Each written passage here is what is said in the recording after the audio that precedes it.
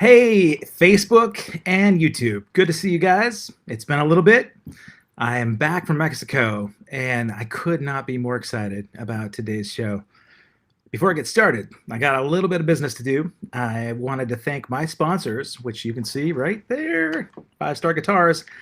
They are based in Oregon. They're the best guitar shop in North America. They were voted actually best vendor by the NAM Association, North American Music Merchants. They voted the Five Star Guitars as the best guitar vendor in their whole association. So basically the world. And they've got more guitars, vintage guitars, repairs. They've got lessons from pros like Jennifer Batten. You can save a bunch of money because they're based in Oregon, which has no sales tax. So you can go to fivestarguitars.com and go to the fivestarguitars.com/allaccesslive to get special deals from this show. You can enter the promo code of allaccess15, and on your checkout, you'll save 15%. So you're going to save a bunch of money. You're going to shop local, and you're going to be doing business with the greatest guitar store on the planet. So get some lessons from Jennifer Batten. She's got this Guitar Cloud Symposium coming up that has featured Steve Vai in the past. She had Andy Timmons from, all sorts of different places, but Danger, back in the hair days. She's got Dweezil Zappa coming up as a special guest for her next Guitar Cloud Symposium. So get some lessons from her at 5-Star, and then join the Guitar Cloud Symposium.com to sign up for a workshop, a 3 or 4 day seminar workshop with Jennifer and other pros. And you may be as talented as the next guest that I have. Before I bring him on, though, let me tell you a little bit about our background. And I also have to tell you about my guests this week. We're packed. We've got a whole bunch of guests coming up. Tomorrow, if you've watched What We Do in the Shadows on Netflix, it's I think it was FX originally. Veronica Slowicka.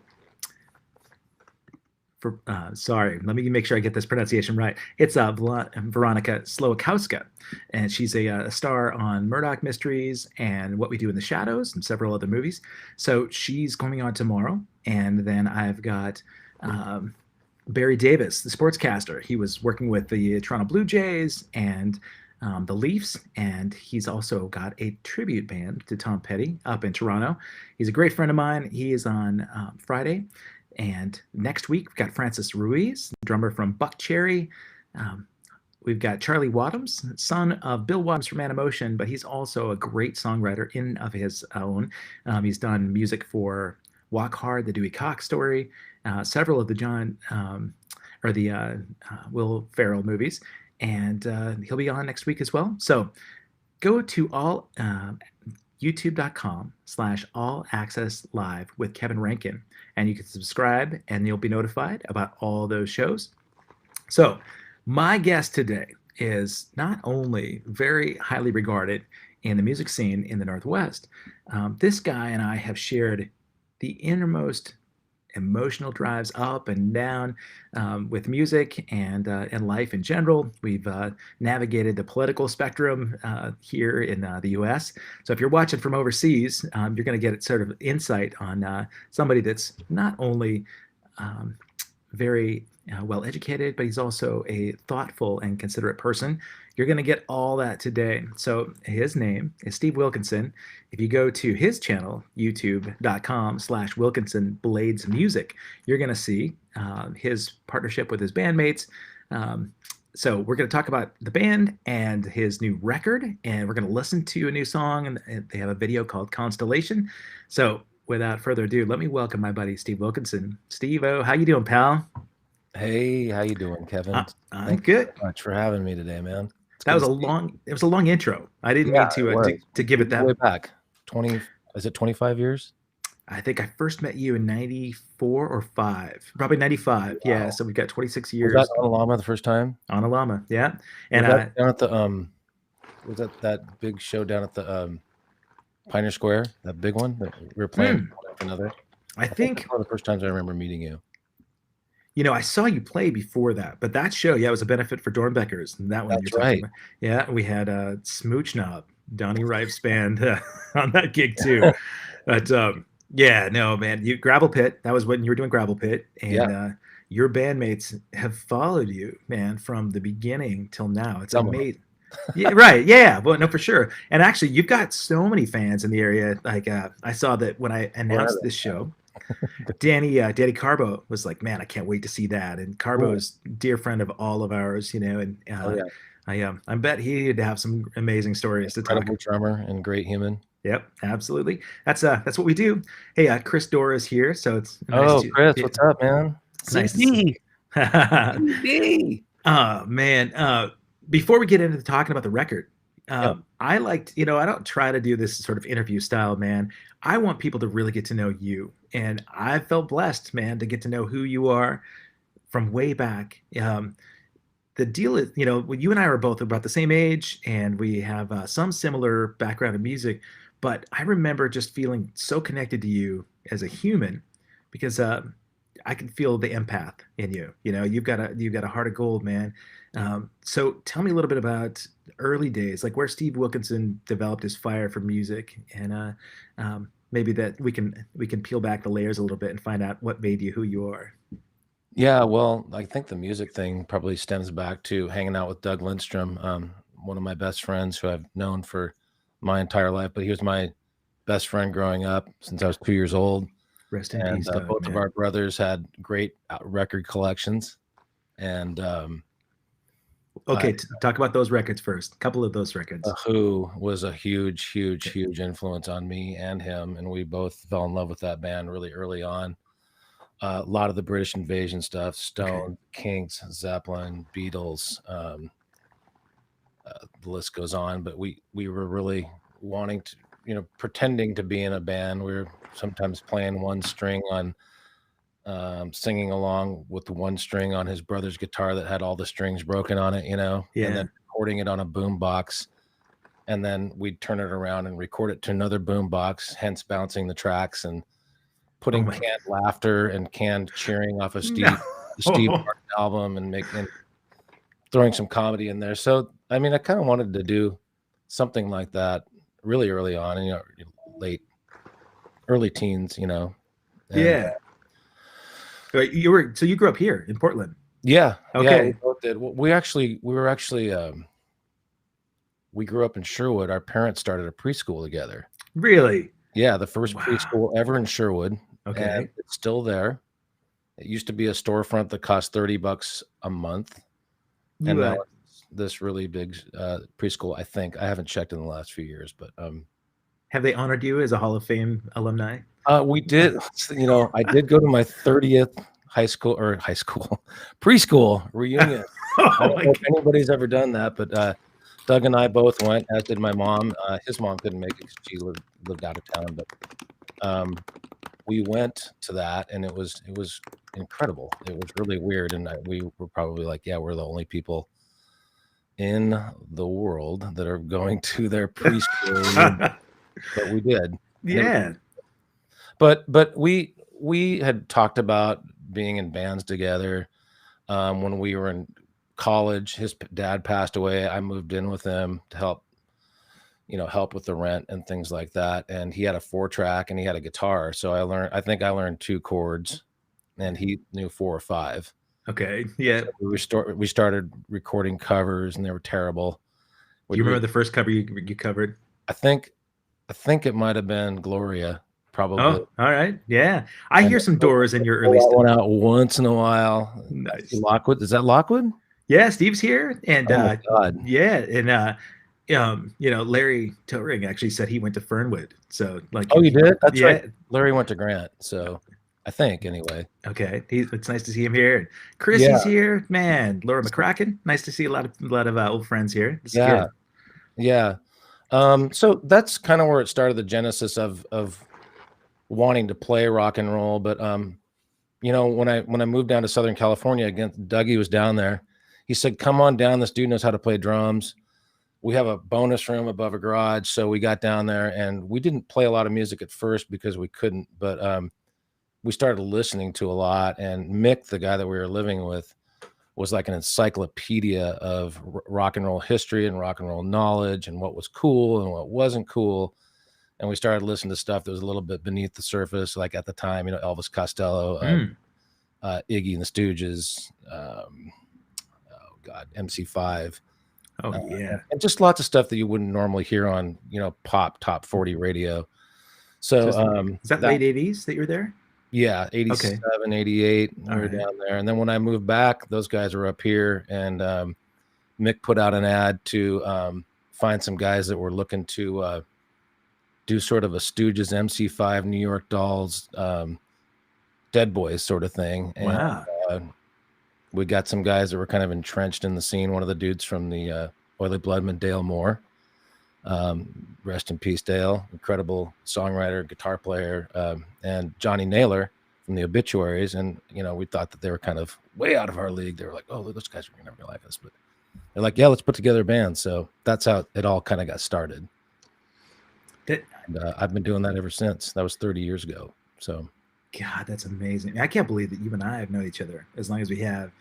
it's crazy. Well, tell me about, I mean, the fact that you and Grant had been together for a long time, and Doug. I mean, yeah. The last time that I actually got to see you play was at the last time I think you played with Doug, right? You guys did that show up in Northwest, and it was a remarkable gig, man. I don't know who put that gig together, but Was that the one when Doug was sick? The Yeah. benefit? yeah, Wow. That I was know. a great night. That's a hard night. It's a beautiful night, and it was great, but my God, that was a really difficult night. And Yeah. that was Jeremy Wilson Foundation had a lot to do with that. Another good friend of mine, an incredible musician, and And somebody that's changed the scene, really. Oh, yeah. It's Yeah. I mean, we could sort of, list all those people that have made such an impact. I mean, Jeremy Wilson, when he got sick and he started his foundation, Yeah. he put the idea of actually providing healthcare for musicians and support for musicians in medical situations, that it was something that really needed to happen long before any kind of like socialized medicine could even be found here, in the States. People in, music, they can't afford crazy premiums, for health insurance. And so for Doug, I was really glad that was going on. That tribute was, it was I know that it was really, really difficult emotionally, but Yeah. to watch the community come together and to Yeah, watch about the it. reverence that you all I'm glad you had. brought it up, but I mean, it's just hard to think about that time because it was so painful to watch Yeah. someone that you love so much in that much pain. You talk about being an empath. I think there's a little bit of that is true. Yeah. So, but I'll tell you, it made his week. It helped him financially. It brought his spirit back, and he showed up just so tired. And by the time he left that night, he was just so, oh my God, this is great. Oh And God. thank you for being there. It's kind of a blur, but it was a great night. The whole idea behind that event too, I know that they had all those old rock posters of our bands from back in the day, so I grabbed Oh, an yeah, old that's right. Onalama Gravel Pit Thrillbilly poster Yeah, that we all had. yeah, And yeah. um, Did you get one? I got one. Yeah, I Oh, picked one cool, up. cool. Yeah, Yeah. I haven't framed it yet, but there's a spot for it here. What I was going to say about that night, for me, the greatest thing that I could imagine is leaving some kind of legacy behind that you felt like you made a positive impact on people. Yeah. And honestly, for Doug, man, it was so apparent that he touched so many people's lives, Yeah. and we could all, hope to have that kind of impact. My business, I've used this Jim Carrey quote that he had given to as a commencement speech, and he said, the greatest form, he said, the impact you have on others is the greatest form of currency there is. And it was never more evident than that with Doug. And honestly, man, I could say the same thing about you. There is not a person that I've ever met that knows Steve Wilkinson that has anything negative to say about you, unless they had some. You don't know all the people I know. I was going to say, there are maybe some political discourse that that has touched some nerves, but you've made an impact on a lot of people musically, in the community. You've done a lot of work to probably spread yourself pretty thin, but Probably a little bit sometimes. I mean, that's kind of what we do as empaths, right? And again, you're making an impact without trying to. It doesn't seem like you're trying to, you've never been one to sort of pat yourself on the back or feel like, you're doing it for the accolades, but you're doing it to make a difference. Yeah.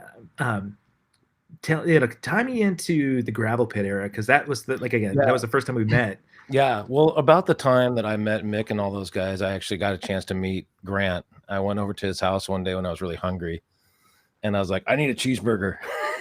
I just met him. I didn't care really because I wanted to eat a cheeseburger. And Grant, well, he reminds me of this story all the time, so I thought I'd bring it up before he does. But no, I walked into this and he's jamming with this guy, Mark Engelstead, who's an incredible drummer, and some other dude. I can't remember who it is, but it's Grant and that guy.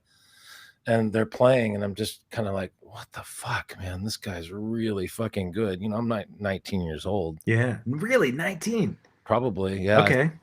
And so I watched them play, and I think I went and got a cheeseburger down at Arctic Circle. I think he worked there. He was a kid. He told me where to go. Like, right there down there. So I went and then came back and maybe watched some of it. But then we became friends more so when he moved back from U of O and went to PSU while I was at PSU.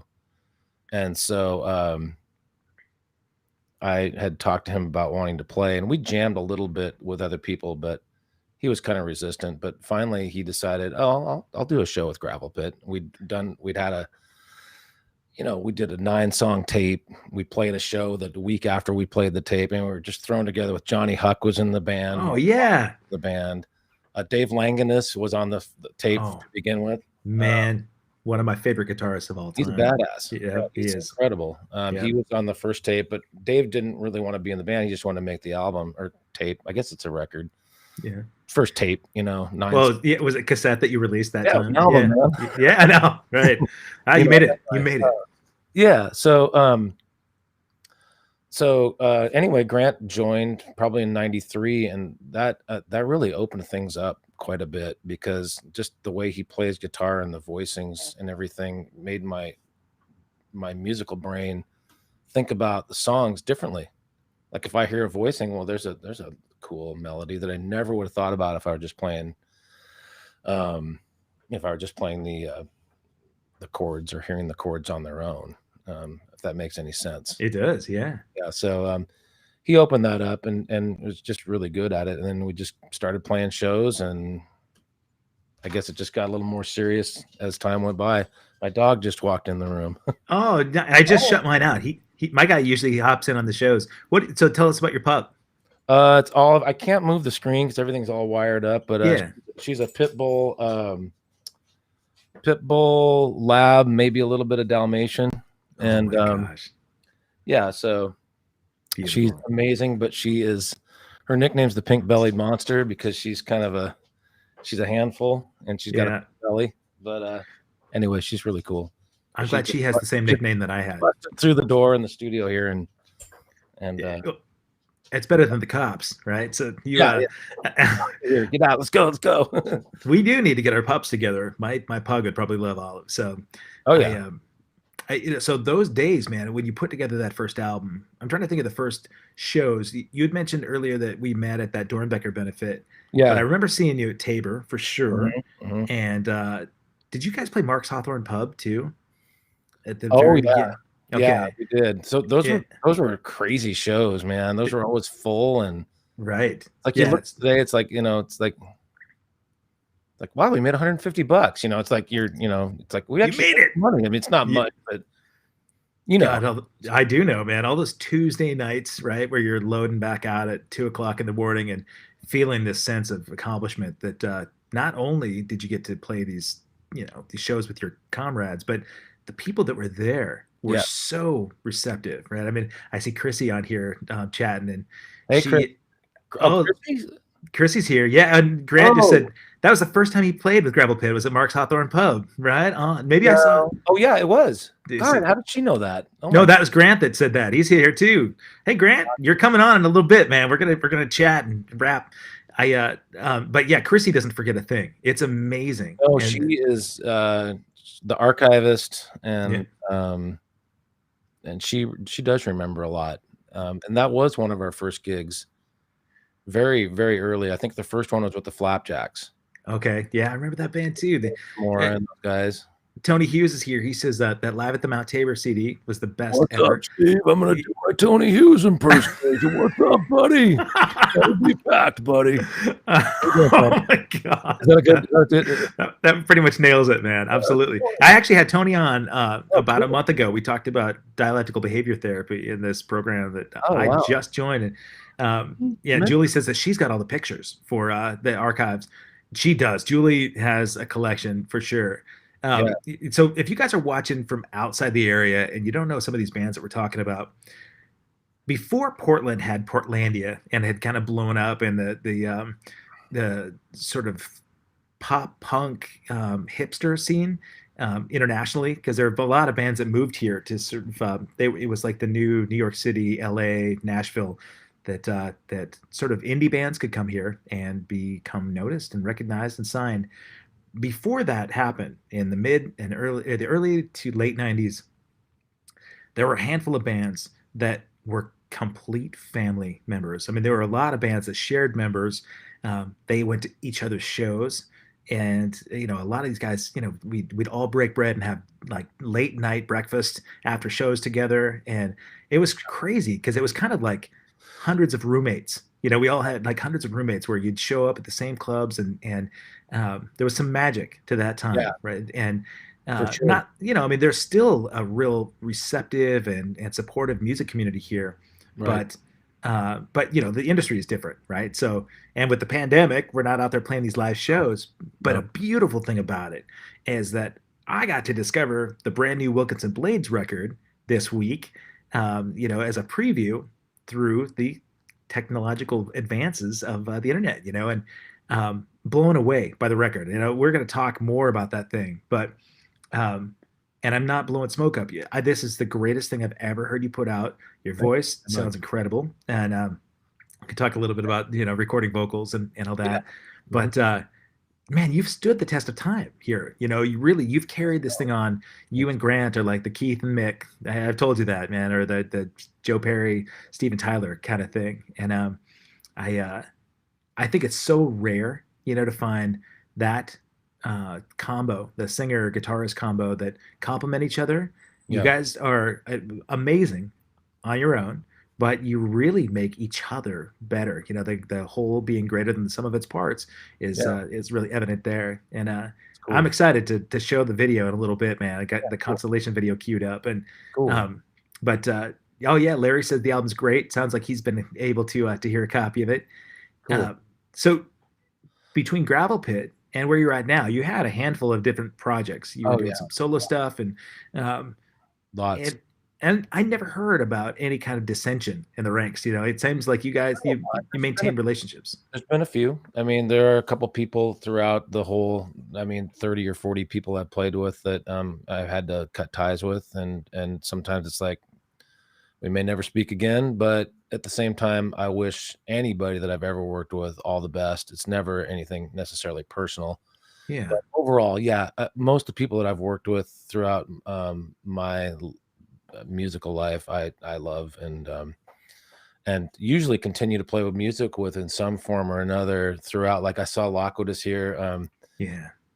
Talk about that magical time. I'm backing up a little bit, but that magical time when Throwbilly and Haymaker and Oh my Gravel God. Pit were doing a lot of shows together, and Lockwood was, doing his thing and making just so many cool things happen with his band, and listening to what he was doing. That was magical, man. And um sometimes Steve and I are trying to collaborate. We haven't collaborated a lot, but we have in the past. We've gotten together late nights with a bottle of wine, write some ideas down, strum some ideas out. We share tracks back and forth. So that stuff still happens, even though maybe we're not necessarily playing together. That Yeah, still exists, which I think is really cool. And the internet does help that a lot. I mean, it's for all of its spoils, because there are tons. yeah. Um, there are some advantages to that, and but yeah. Well, even those people you talked about, people that maybe went their way, and you wish them well. I think the nice thing is, as we age, not that you've aged at all, but as we age, you look back. For me, some of the animosity that I had with former band members, I didn't recognize how much I was responsible for a lot of that stuff early on. As I've maybe matured. Back in the day, it was all them. It was always them, Yeah, right? it's nice to be able to go back and respect and revere those people for what they offered, you know. Absolutely. I don't know if you've been able to sort of go back and sort Oh of, yeah. you know, For extend the olive branch, and Oh yeah. it's it's Yeah. a blessing, because a lot of people, man, pride is horrible, right? I mean, pride and ego will keep a lot of those things from ever happening. But Yeah. if you can kind of put your ego in check, Yeah. and I I've talked a lot with Danny Carbo about that. We've talked a lot about, relationships that, went kind of south, and recognizing our part in it, whether it's destructive kind of stuff. But it's so healthy, man, because it feels really good, even if you don't ever play music with that person again. Yeah. But you can kind of be accountable. It's Yeah. awesome. I mean, Oh yeah. you just had the interview with Stephanie Salvi, right? And I talked a lot about that with her, because if you're if you're going to sort of make music an opportunity for a career or something, you've got to be vulnerable. You've got to be willing to take perspective. Otherwise you burn out, and you're a curmudgeon, and nobody wants to work with you. But everybody wants to work with you. You're like, That I, that was therapeutic. I mean, I'll tell you, I felt like a therapy session, and I was like welling up almost at certain times because it was pretty intense. And I talked about that a little bit. I talked about a lot of the mistakes I made early on and not knowing what I was doing. And sometimes you just, especially for me anyway, I kind of jumped in not knowing what I was doing and figured it out as I went along, and then yeah, well, I think we all did, right? and yeah, and that was, sometimes I did stupid shit, but that's okay. We all do stupid things sometimes and we learn from it, and you either continue on or you quit playing, which either one's fine, you know? Yeah, hopefully we learn from it, right? I mean, Yeah, we all know some people that are just, they're grounded that way, and that's kind of the way yeah, they're aiming. yeah, And if you make those mistakes that aren't life changing or damaging, to other right, people or yourself, right. somebody that you and I both have incredibly high regard, and I hear some influence big time on the new record. Dear friend Brian Berg, Brian was one of those guys that was so gifted, and it was like one of those rock and roll tragedy stories, man. Like and I'm not trying to get a bummer Oh, about no, it. no. I Brian changed our lives in a great way too. 44 Long was such an incredible band, and he's got one of those voices. And again, like I told you off air, man, I'm a new discoverer of lyrics, right? I was guilty of not being focused on lyrics for a long time, and I go back and I listen to Brian Berg's lyrics, and the man had lived multiple lifetimes in his time, and he wrote as with the best of them. He could be up there with Dylan and anybody at that level, and Yeah, so his legacy lives on too. But I mean, it does even in your music. I hear it a lot in the new Wilkinson Blades record. So tell me about some other influences locally that yeah. really. I would say that honestly, my local influences are at least equal to the people like the Rolling Stones and the Who Mm, and Zeppelin. yeah. Seriously, I'm not kidding. No, I know. I've gotten to know them. I've got to watch and play. I cover them. Chris Newman, Oh Napalm yeah. Beach, just a monster Right. player, great human being. But he was an early influence on me. You talk about Brian. He and I became really close. We were roommates here. He actually jammed here on this drum kit right here. Wow. Vice versa. We kind of woodshedded some songs. He taught me a little bit of guitar stuff, but he was a huge influence on me, and just um, watching him perform, watching him play, watching him write. Um, uh, Drew Norman, rest in peace. Yeah. Um, let's see who else. Dead Moon was a big influence on me. I walked into Belmont's one night. I was probably pretty lit up. I didn't even know what I was going to see. It was before, or maybe the very beginning of Crash Landing. Wow. Okay. All that when I first started. Yeah. And I went in there and they were playing Fire in the Western World, and I Mm. couldn't believe what I was watching and hearing. It was fucking unbelievable. It was so powerful. It had so much energy and said so much raw power and raw and honest emotion. Authentic, man. It Yeah, was as I up. went to Yeah. single like the next day, and it sounded like caveman rock. Right. Before caveman rock was a thing. Yeah, yeah, yeah. Yeah. I mean, it was, and I don't mean that in a bad way. I mean that in the best of ways. I mean, it was Yeah. just so raw and simple and authentic and mono, which is also really cool. A whole new discovery that I've kind of gotten into lately. But we just, you reminded me, man. There's another similarity that we have, or another parallel, working with Jordi in Netherlands. You guys went over and did those shows, man, and Jordi, Jordi booked a bunch of the shows where we used the Dead Moon drum kit for the backline, right? Did you guys have the same thing? I don't know. We did use the backline there, yeah. But yeah, he bought Fred and Tootie's drum kit. He did? And so because he put together a Dead Moon tribute band in Amsterdam, of all places. I didn't know. I'm not.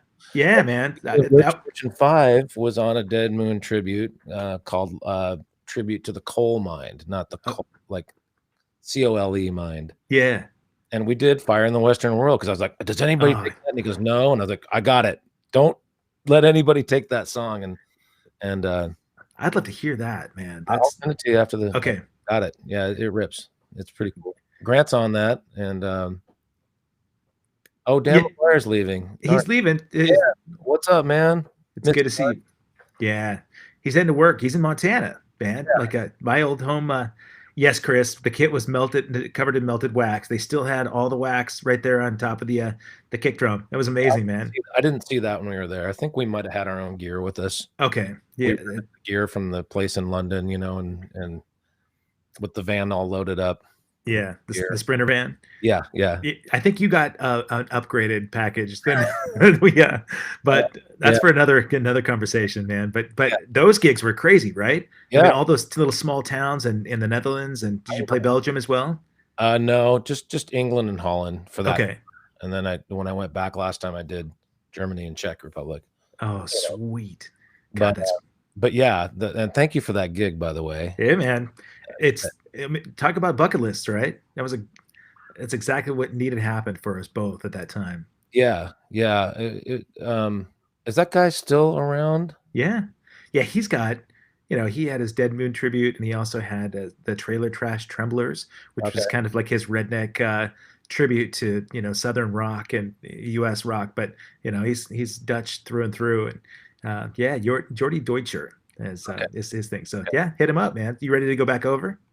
I do want to go back over. It's hard with a band, especially when you're not really well known. I mean, we do okay here in Portland, but I mean, when you get outside of our own area, it's kind of difficult. And then you get, we're old. Touring is. We can still do it, but it's really fucking hard. It's a grind. It's just hard on the body. Yeah. But I kind of want to go back and do a duo thing with like Grant or Paul Brand, maybe both, or somebody, and do some duo set shows over there, and and then maybe come back with the band. I don't want it to be so hard that it's not fun. You know what I'm saying? It's managing expectations too, man. I mean, if you expect to go over there and play to a small crowd, and you can live on like cots and scummy back rooms and that kind of thing, and pretend like you're 23 again, that helps. But when we got to Amsterdam, it's crazy that there was a band there that covered Cleveland stuff. So I was playing with Cleveland at that time. That's insane. They had they did like Flat Tax and another Cleveland song, and we got there, and the girl that sang was she was crazy about Stephanie Smith, and it was like meeting, like McCartney. It was really cute. And so we did songs together. She jumped up and did stuff with us, and small world for sure. But we've got, on this show, a lot of my friends in Germany and Australia watch this show quite a bit. And I know that, the German crowd would love the Wilkinson Blade stuff. I think they could help Jordi, get you back over there and bring the whole band. Because you and Grant are the Keith and Mick, but it'd be great for the whole band to get to go do it. For sure. Is there any place that you haven't toured that you really want to? I would like to go over to Asia sometime and tour. I've heard Japan has some really great audiences. I know they love metal. Yeah. A lot. That's not really what I want to do at this point. I mean, I like metal, but you can put some spandex on. No, it's not happening. But I would like to go over there if there's an audience for it. I think it would Yeah. be really cool just to play to a non-Western audience. I think that would be interesting and fun. And I would like to go back over to Europe and do a really great, if the band could make our way, Yeah. some appreciative audiences. I don't need huge rooms or anything like that. Just have a good time playing and play to some appreciative audiences. It'd be great. It'd be really great. I think, if you got connected with a band that had a great following over there that you could, like piggyback on, I Yeah. know the people would love you. And so if you're watching out there and you're booking shows in Europe or in Asia, I was in Thailand a year and a half ago, man, or Were 2 you years really? ago this month. And I was there for like 15 days, did 9 shows, What the flew fuck? my, no, actually, a fan of A Flock of Seagulls brought me over. I didn't have any gigs booked, but he said, I really want you to play with this guy who's an American expat. Wow. His name is Lee Shamrock, and he was he's from Southern California, moved there, and had a big following. Wow. Took me out the first night to go see him, and the guy had a drum kit set up, and Wow. we hit it off. I just jammed with him. I mean, I played with him for. I didn't have sticks. When I walked in, I just thought I was going to go watch this guy. The kit was sitting there, but there were no sticks. So I used spoons from the kitchen, wooden spoons. And, Wow. and Do that easily. I mean, oh man, he just said, dude, come and play with me tomorrow. I got this other gig. And then we went down to southwestern Thailand to Hua Hin, and I fell in love with Thailand, the culture, the food, yeah. the people. And, went to an elephant sanctuary and Yeah. sort of helped. And, I'm actually considering a move, man. I was looking at property the last week, and Well, we've talked about it as well. And I went there 5 years ago. okay. 6 years ago now. We went to Chiang Mai, and we stayed Oh, in Bangkok and Koh Lanta, and I just loved it. I did play a little guitar one night at a bar when lots of us were drinking a lot and they were singing along, but that's the most receptive crowd ever, right? it They was love really you. cool because it was just fun. It wasn't it was just impromptu, and it was just not a big deal, but it was cool. But I love it there. It God. was amazing. Well, we'll be roommates, right? So Cool, man. I dig that. Man, I was looking at the chat. I hadn't looked at these for a bit, but Tony and Julia talked about your whistling techniques, man. You've got some whistling chops. I guess so. That's what I've heard. It's hard to do it. You know what's weird? Lockwood's like, ha, ha, ha, ha, ha.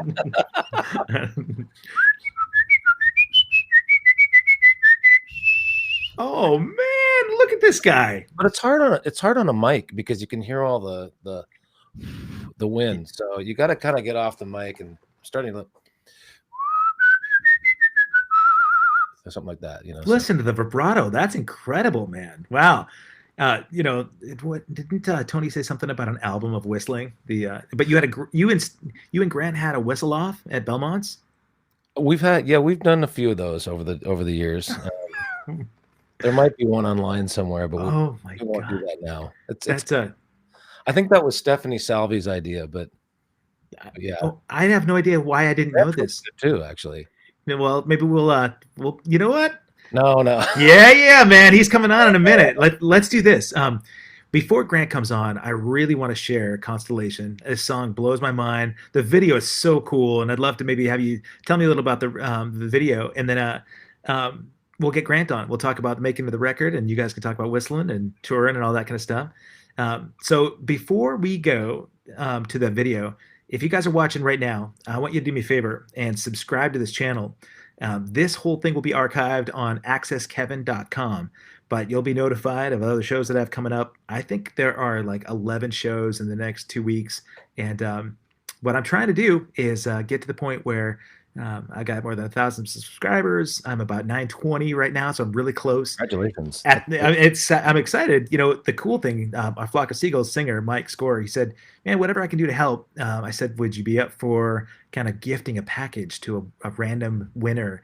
So when we hit 1,000, I'm going to draw a random name, and that person gets a whole package of stuff like old lanyards from tours. And I got a great signature stick deal with Vader, and so we're going to send out some sticks from the band.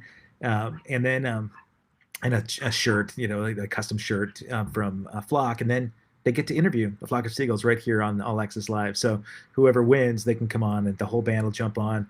Our singer's in Liverpool, guitarist is in Toronto, bass player's in San Diego, and I'm here. And so they'll get to do a little virtual hang. So whether you like A Flock of Seagulls or not, if you come on and you thought they were cheesy and you wanted to make fun of us, you can do that for an episode. Doesn't matter. So subscribe to the channel and then hang on to your hats, guys. I'm going to go ahead and bring in the video on. And when we get back, we're going to have Grant Cumpston and we'll get Steve Wilkinson back on here, talk Wilkinson Blades.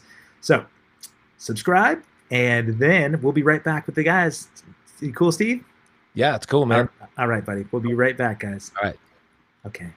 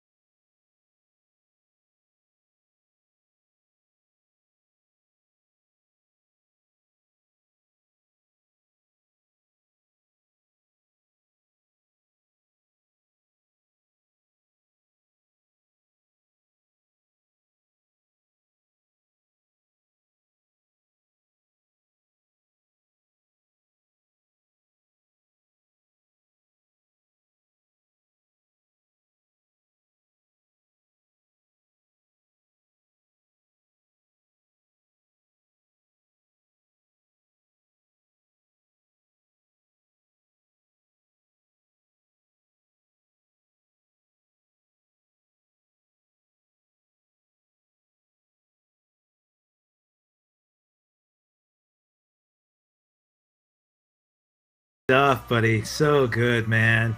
I don't want to cut Grant off. Let him solo there. All right. And he's actually here. We're gonna bring him on a second. I think he's trying to get his camera added right now. So we may just end up like, oh wait, the sunglasses. And then that's the garage. Is it really? Yeah, David Oh, Lane, actually. David's our bass player, and he's a really great filmmaker. He's done all sorts of stuff over the years, and we did that video one night in front of. Well, we actually flew to outer space, but right.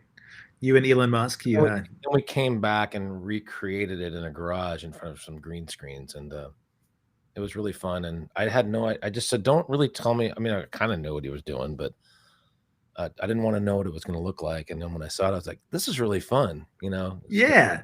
Oh man, it's brilliant. I love like wherever he got a lot of that footage too. You know, I saw that Grant was Just there. our voyage to space. That's how we, you know. What was that? Space. When we went up there, when we flew up there, we got the footage there. God, that's great, man. I love the NASA shots and the space shuttle, the broken space shuttle. But hey, Grant, if you here, let's get him on here. So, Grant, if you can hear me, I think your camera is not active right now. If you can turn your camera on, otherwise we're just going to get to hear you, But Grant Compston's going to be joining us in a second. We'll talk about the record and the video. But while he's getting there, Yeah. Chrissy Caffarella Lampard says, great to see you guys. Chrissy from the UK, it's nice that she chimes in. It's late there. So yeah, hey, Chrissy. She's got rock and roll hours. So when hopefully Grant can get in here and chime in, because what I wanted to do is maybe know a little bit about how you did a record during the pandemic.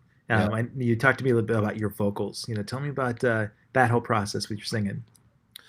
Well, throughout the last 25 or so years, whenever I've done vocals, I've had to sit in front of an engineer every time. It's usually the band's gone home and I'm coming back for 2 and 3 sessions in front of an engineer when there's a window there, and I'm doing 4 and 5 and 6 and 7 takes of the same thing.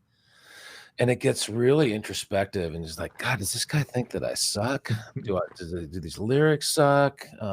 Is this, my voice is getting worn out. It's costing money. So I bought this mic right here. There he is, Dr. G in the house. Yeah, buddy. But so I bought the mic and now I just do all the vocals at home. It's just way easier that way. Well, not all of them. I did some over at David's house one night, but most of them I'll do here. That well, your setup is great because vocals on the record, you can usually tell. Hey, hi Grant, how you doing, buddy? Can you hear us all right, Grant? Grant, can you hear us? No. No, but this is actually better because we can just watch. We just look at him. Look at this. He's in a nice reading room. He's good. Hey, good to see you. Yeah, except for I can't see you on my. Yes. I feel like I need to put some glasses on to fit in here. So, Grant Compston, you were the star in this movie, this video just now. I'm wondering if you had, been in space before. Was this a new experience for you?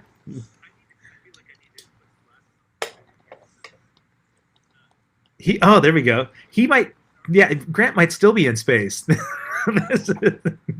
I don't know what's going on. That's really weird. Yeah, his audio may take a little bit to catch up. So what I'll do is we'll wrap with you really quick about talked about record. It was this isn't working. I hear you.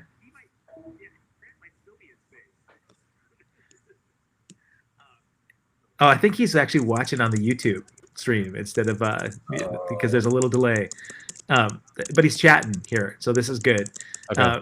And as long as he can hear us, he'll hear this about 7 seconds later. So you being your own worst critic and recording your stuff in the studio, man, as a drummer, and I know that you're okay. Yeah, he just mentioned there's a huge latency. I'm going to tell him just look pretty and smile. So I was going to say the studio experience, recording drums And man, if I just am not feeling it, I feel so guilty too, right? Because the engineers are there. Money is, it's costing some money and taking some time. Um, you've probably worked with a lot of engineers in Portland. Who did you have engineer the rest of the tracks outside your vocals? Well, John Clough helped a lot. I don't know if you know John, but I John did a lot of stuff with Haymaker, and he's one of my best friends, and he spent a lot of time working on engineering this. David Lane did a lot of the tracking. So our bass player did a lot of the tracking, and he did a great job with that, and he did a lot of the mixing as well. And then Rick Berry did some stuff as well. Right on. I love Rick, man. I haven't seen him in so long. Yeah, so all three of them tracked and mixed the record. And then like I said, I tracked my own stuff, and maybe I tracked some tambourines and stuff like that. But other than that, it was a group effort for sure. And you talked about during the pandemic. Yeah. That we just had we were waiting. You're just waiting on. Have you noticed that everything just takes so goddamn long? So it's taken a long time, and it's not anybody's fault. It's just the way it goes right now with everything. So, but it's done now, and we move on and make another one later. So for like basic tracks, did you guys have the guys do that in the same room, or did they all go in? Okay, yeah. Mask up and mostly. Okay, yeah. What people don't get to see is this private chat that we're getting between Grant and us, which is fun. But on the record, man, what's the release date, first of all? The name of the album is called Inside Out. Yeah. And it's kind of, the title is a song title as well, but it's just about kind of turning everything you see in your life inside out to find the truth, I guess.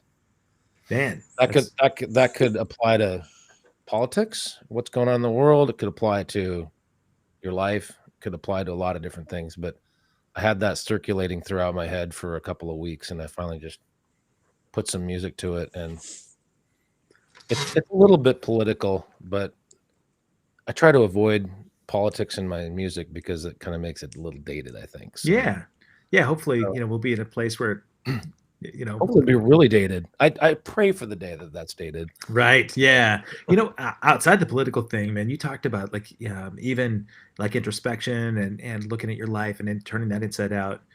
Man, God Song was one of the tracks on the record that I really hear that. I mean, that's a brilliant song, lyrically, musically. Thank you. Yeah, man.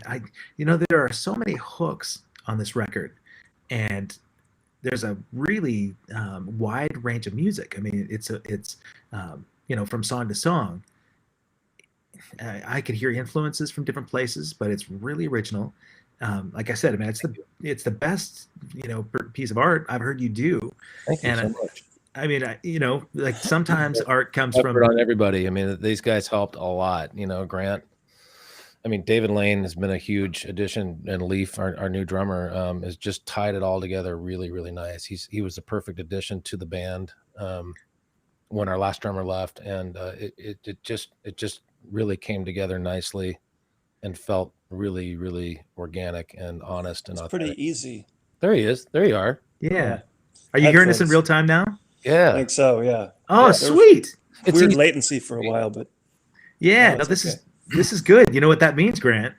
Huh. If you can hear us in real time, it's maybe time for a little whistle off. What do you think? Oh, I don't know. I don't know about whistling. You've had plenty of time during the pandemic to practice, man. I don't think I've whistled much in the pandemic. It's hard to find things to whistle about. I know. Yeah. Well, let me do this. I haven't even asked you guys this or set this up, but one thing I really love to get from people is to find out about their guilty pleasures. Usually, musicians, man, it's fun to find out what people might be surprised to find out that you listen to. Do you have any off the bat, or do you want to think about it for a little bit? Steve first. There's a lot of, I mean, I like ABBA sometimes. Oh. I like Lady Gaga. Okay. I like, gosh, I'm trying to think of something people would not necessarily think I would listen to. I got to tell you, man, the ABBA answer has been almost every single episode. Really? Yeah, man. One that surprised me a lot, Dave Ellefson from Megadeth. We were chatting about his guilty pleasures, and he said, "Yeah, disco is something I could never openly acknowledge, Yeah. but you always had to admit it because that's what you listened to get the chicks." And back in the day, and I thought, oh man, Megadeth and disco—that's a good combo. Wow. Yeah. Yeah. I didn't care for a lot of disco, but I guess when I was a young kid, I liked it a little bit. I liked the Bee Gees, and I've come to appreciate them a lot more as a band as you get older. Yeah, and the stuff they did before their disco era. So I would say that was I don't listen to them a lot, but I do appreciate them. And I've because I've kind of come to meet a lot of people in the alt country scene. I've started listening to a lot more of things like Wilco, and not that I necessarily listen to it a lot, but I do enjoy it, and I enjoy where it's coming from, and I appreciate where it's coming from. And I think, definitely translated over to that first Blades record that I did, because that's kind of an alt country record. So yeah. So those are some of mine, but the list, I can't think of any more off the top of my head. But there's a ton of them that I wouldn't necessarily expect myself to like, but I do. Yeah. How about you, Grant? Is there one that comes to mind? Oh, I don't know. I think the older I get, the more I kind of like everything. I get embarrassed thinking about how I used to have such firm opinions about stuff. Maybe. So I don't know. Sometimes I'll just hear like the most ridiculous, current pop song, and someone made on a phone. I'll go, "That's awesome. That's really catchy." My teenage stepdaughter plays stuff, and I'm just like, "Wow." I try and counter with AC/DC or something, and Rolling Stones or something. But I don't know. I can't think of any one particular thing off the top of my head that would be a guilty pleasure. Yeah. And ABBA doesn't seem like a guilty pleasure at all. That's great stuff. Who doesn't love ABBA? Right. That's true. Yeah. I guess I'm a sucker for a great ballad, right? And it hooks, regardless of the style of music. Steve, you mentioned the alt country, sort of reference, and I heard alt country sort of roots even back in Gravel Pit. Even the band had those kind of roots, but it was also straight up rock and roll, Rolling Stones kind of vibe. And I heard, what was it when I was listening to the record the other day, your new record? I was thinking of Social Distortion. I heard some of that in there, which I certainly heard back in Gravel Pit days too, and I never would have thought about it before, but I hear like just a touch of those influences, but it doesn't sound like you're trying to sound like anybody. There's like a little Foo Fighters vibe in the new record too, and just I think it Grohl in the way that your melodies were happening, and I think if you guys could think of a band, maybe a national or international band that you would tour well with, that everybody might know, who do you think you'd pair up with best? G, why don't you answer that one? He's laughing. You always give me those. I'm terrible at those kind of questions. Oh, come on, you can do it. It's good. I wanted to put you on the spot because I know you love to talk all the time. Yeah, I don't know. I think, I don't know. I can't. I think we're pretty much in a league of our own. I mean, I don't see how. No, I think Steve would have better ideas there. Honestly, I wouldn't say there'd be any one, but it would be someone who's kind of been down the same path. Does that make any sense? That's played a lot and has similar influences, but not necessarily to sound the same. But just someone who's kind of been in the same path. I asked because we were talking about you guys maybe getting back over to Europe, or if you were touring Asia, and if you're playing in an area that didn't know Wilkinson Blades, an international band or a band that was had a big draw there, it certainly wouldn't need to sound like Wilkinson Blades, but it'd be great if you could complement those things so that you can get out there, do your thing, Yeah. blow away a new audience. And um, it's tricky because like a lot of those like big touring bands a lot will have a band that is not so great to make them look better, right? They'll be on the opening slot with crappy sound and no Right. lights, and Yeah. but it's always great to see one of those bands that shows up and just kicks ass, takes names, doesn't they don't have to have the show or the great sound. Right. And I'd love to know, maybe one of the last things to just ask you guys at the end of the day, you've both experienced a lot of loss, man. A lot of our brothers in the music business and sisters and people that have influenced us. I talked about legacy earlier. Um, when the last breath is taken from Wilkinson Blades, what do you think you would want your legacy to be? Like, what would you want people to know about your music? Steve?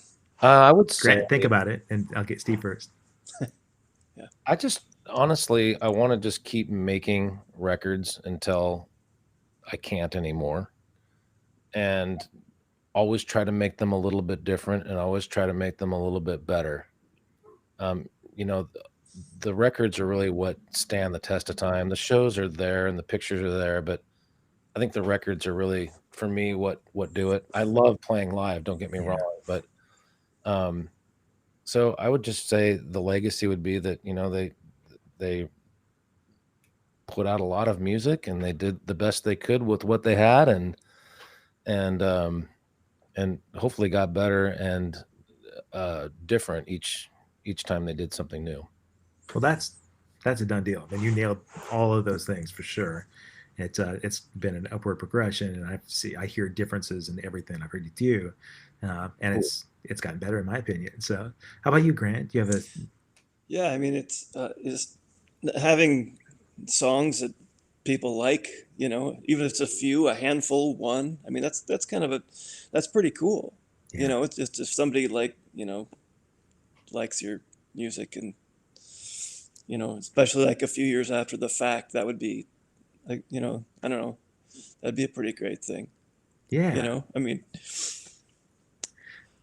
Man, you It's when you weird. go back and you look at your early stuff together, like the old gravel pit days, and like even touring with doing all those shows with Haymaker and Thrillbilly, and do you go back and listen to that stuff and feel that sort of early magic that you had from both camaraderie in the band and also the community that supported you, Grant? well, I think yeah, I mean, I found like some VHS tapes the other day and dug up a player and watched a couple videos from playing like someplace I'd totally forgotten, like some in Phoenix or something. And I'm like, huh, we sound pretty good. That's kind Yeah, of, and just remembering all this funny stuff, like with Dan was there, and I saw he was on the yeah, Dan McGuire. show, and just, yeah, it's like there was a lot of good, uh, a lot of good stuff, a lot of good things to feel good about. You know, Yeah. man, I mean, Bad about Yeah. like a lot of that comes from this community still. You talk about like the archivists, the Chrissy, Cafarella Lampard and Julie Jockums and Yeah. Stephanie Salvi. And, it's been fun, kind of like for me, it's been a neat reunion to see a lot of people in the chat that we all used to play with back in the day. And I kind of feel like it's a nice way to nod to Doug, and Brian Berg and all these guys that Yeah. left a really beautiful impact on our lives. And I got to say, man, you guys have too. Really for me, it's an honor to see you again. I miss the hell out of you, man. I can't wait to see you play live. it. What's the release date for Inside Out? Well, we had to redo the vinyl. There were some problems with the manufacturing of it, so we have that resolved as of today. The vinyl is coming back. We are releasing a single. I did send you the record. I don't know Yeah, if you have it, but there's the new song off the record we're going to promote. It's called "Come with Me to Hell." yeah, it's a great song. And It's a that song about basically trying to lure someone out just to go have a good time and be kind of crazy. It's not literal hell. Um, but um, but it's kind of catchy, and so I thought we did release one song already off the record. We're just streaming on okay. all streaming platforms, Spotify and everything. and this one will come out February 26th. I'm assuming the album will be out in physical copy and as a piece of work probably in the summer. Okay. Kind of mellow out with the pandemic, but who knows what's going to happen with all that, you know? So yeah, it's hard to. I mean, honestly, we don't even want to speculate because we don't know, right? But I was gonna try and share just that that cover because this thing blows my mind, man. The cover of "Come With Me to Hell." Here it is. oh, Check cool. this out. Yeah, That is, I can't remember the gentleman's name. Anyway, we could, yeah, I can't remember his name, but he did amazing artwork on it. And then Laura did the graphics for it. man, I love it. Yeah, that's super cool. So that one actually, you said you're promoting that as the first single, so you can get that on like Spotify, iTunes, all those streaming. Okay, Yeah, on all cool. of it coming out. I've pitched it to all the digital reviewers and that whole weird new world. You do a pitch and you go through, you pick your genres, and it's sent. Have you done that before? Yeah, It's really weird. It is strange, man. It's so much different, right? Than distribution and promotion of our old. Yeah. I think all of us have run across each other stapling posters up on the telephone poles, up and down Hawthorne, right? And it's a much different world now. But Frank Tinsley, that's the artist. So thank you, Laura. And Laura did the layout, Kraken did the layout for Wild Studios, and she's done artwork for the album. And so. It's a great cover, man. I'll show that cover, and then maybe if you guys are cool with it, maybe I'll just I'll take us out here. Let me share this screen. One sec. All right, there it is. Cool. This is what Laura put together for the Inside Out cover. And tell me a little bit about the you mentioned that there's some political theme to it. So this not as much on this song, but the song Inside Out was more okay. It was not only political, it sort of had a double entendre to it, but it could have been construed as such. Sure. Okay. But, yeah, man. It's just about trying to lure someone out to go raise some hell, basically. Come with me to hell. Yeah. What you doing? Come with me to hell. Let's go. That yeah, can do it. Get up off your feet and let's go to hell for a little while. Yeah, man. I feel like we already did. I know. But it's true. It's true. We're on the wind down now, but man, Grant, it's really cool to see your face again, buddy. I haven't seen you. Really. Hadn't seen you since Doug's benefit show, and you're looking sophisticated. Somebody called you the professor here. Chris did. So yeah, man, I'm Christy Rutherford sounds like she's gonna grab the new record. If you're out there and you got Spotify or iTunes, make sure that you go out and get everything from Inside Out. Come With Me to Hell. And if you haven't yet, please subscribe to this channel because you can go back and look at this video later. And if you go to accesskevin.com shortly this afternoon, I'm going to have links to all of their social links. You can get the Spotify links and you can get all their socials. So if you're not already connected on all the social media, you will be by going to accesskevin.com, subscribe to the channel, and I'm going to be back here tomorrow. I think I mentioned, if you watched What We Do in the Shadows, I've got Veronica Slawikowska coming on. So tune in again tomorrow, same time, 3 o'clock. And Grant Cumston, Steve Wilkinson, I want to thank you guys so much, man, for not only being here, but your inspiration, dude. I love you guys. Thank you so much. It's really good to have you. Thank you for bringing us on the show. We really appreciate it. And it's always great to see you. Hopefully we'll see you later. Yeah, man. Well, I can't wait to get out and support you guys doing this thing live. Awesome, man. So Wilkinson Blades, thank you guys so much. You guys are wonderful. Have a beautiful week and be good humans to everybody. All right. Talk to you guys later. All right. Thanks.